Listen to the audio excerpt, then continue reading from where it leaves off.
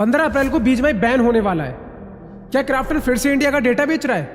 क्या गेम फिर से प्ले स्टोर से उड़ने वाला है? गाइस, ऐसे सवालों से मेरा कमेंट सेक्शन लिटरली एक्सप्लोड हो गया है। तो चलो आज इस वीडियो में एक एक डाउट को क्लियर करते हैं, बिना रूमर्स के, बिना ड्रामा के, सिर्फ सॉलिड फैक्ट्स के साथ। और हाँ, वीडियो को एंड तक जरूर देखना। ये पूरा टॉपिक समझने के बाद आपका दिमाग एकदम रिलैक्स हो जाएगा। तो गाइस, सबसे पहले बात करते हैं कि भाई ये बैन वाली बात आ कहां से रही है। देखो, आजकल ना ये हेडलाइन बहुत ज्यादा वायरल हो रही है। Krafton faces acquisitions of selling user data in India.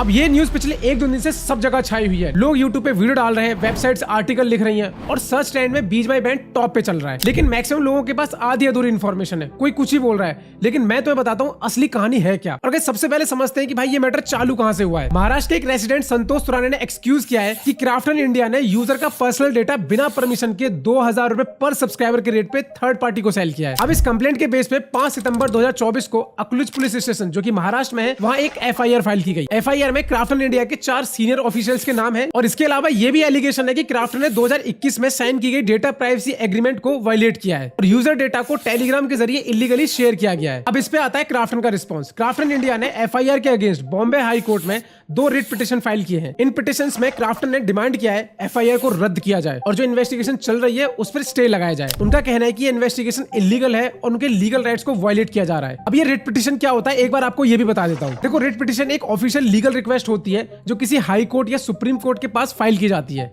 इसका मेन पर्पस होता है कि अपने फंडामेंटल राइट्स को प्रोटेक्ट करना या फिर किसी इलीगल एक्शन या डिसीजन के अगेंस्ट तुरंत रिलीफ मांगना। सिंपल भाषा में समझाऊं, अगर किसी आदमी या कंपनी को लगता है कि उसके साथ गलत हो रहा है या लॉ इन्फोर्समेंट एजेंसीज या गवर्नमेंट कुछ अनफेयर या इलीगल काम कर रही है या उसका कानूनी हक छीना जा रहा है, तो वो डायरेक्टली हाई कोर्ट या सुप्रीम कोर्ट के पास रिट पिटिशन फाइल कर सकते हैं बिना कोई लोअर कोर्ट के चक्कर लगाए। अब थोड़ा आगे चलते हैं और ये जानते हैं कि कोर्ट के अंदर क्या चल रहा है। बॉम्बे हाई कोर्ट के जस्टिस सारंग वी कोटवाल और डॉक्टर नीला गोखले के बेंच ने इन दोनों पिटिशंस को मर्ज कर दिया है और सभी पार्टीज को नोटिस इशू किया गया है। और जो नेक्स्ट हियरिंग है वो 15 अप्रैल 2025 के लिए शेड्यूल कर दी गई है और तब तक के लिए इंटर्म ऑर्डर्स एक्सटेंड कर दिए गए हैं। इसके अलावा क्राफ्टन ने इस केस पर एक ऑफिशियल स्टेटमेंट भी दी है जिसमें वो कहते हैं, क्राफ्टन में पर्सनल डेटा की सिक्योरिटी हमारे लिए सबसे ज्यादा इंपॉर्टेंट है। हम हाईएस्ट स्टैंडर्ड्स पर डेटा प्रोटेक्शन को फॉलो करते हैं। अभी मैटर कोर्ट में है, इसलिए हम लीगल प्रोसेस को कंप्लीट होने का वेट कर रहे हैं और उसके बाद ही प्रॉपर क्लैरिफिकेशन देंगे। तो क्लियरली क्राफ्टन जो है इन एलिगेशंस को डिनाई कर रहा है और लीगल रूट फॉलो कर रहा है अपने स्टैंड्स को क्लियर करने के लिए। अब सवाल ये है कि बीजीएमआई प्लेयर्स पे इसका क्या इंपैक्ट पड़ेगा। अभी के लिए गेम प्रॉपर्ली काम कर रहा है, सर्वर्स एक्टिव हैं, कोई भी ऑफिशियल बैन अनाउंस नहीं हुआ है।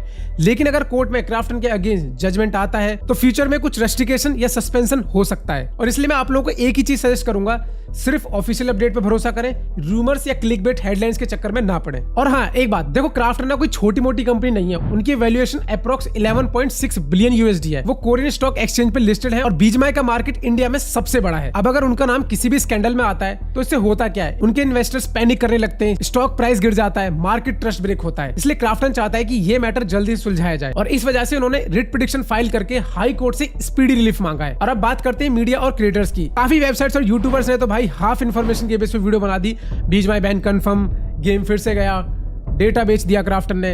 लेकिन सच ये है, रिट पिटिशन क्राफ्टन ने खुद फाइल की है।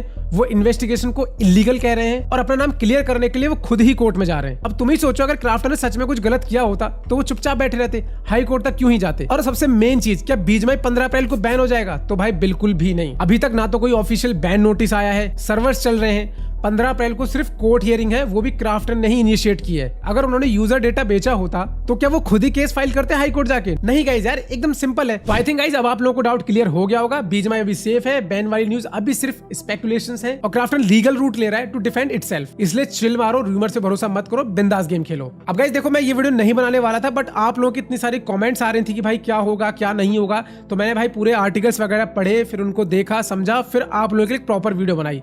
अब अगर आपको ये मेहनत अच्छी लगी हो तो प्लीज एक लाइक करना, शेयर करो इसे अपने सभी बीजीएमआई फ्रेंड्स तक, ताकि उन लोगों को भी समझ में आए ये बात है कि भाई वो भी कहीं कोई रूमर्स या किसी गलत वीडियो का शिकार ना हो जाए। और वीडियो अच्छी लगी तो भाई चैनल को सब्सक्राइब कर देना, काफी हेल्प होगी मेरी। मिलते हैं नेक्स्ट वीडियो में, तब तक के लिए बाय बाय।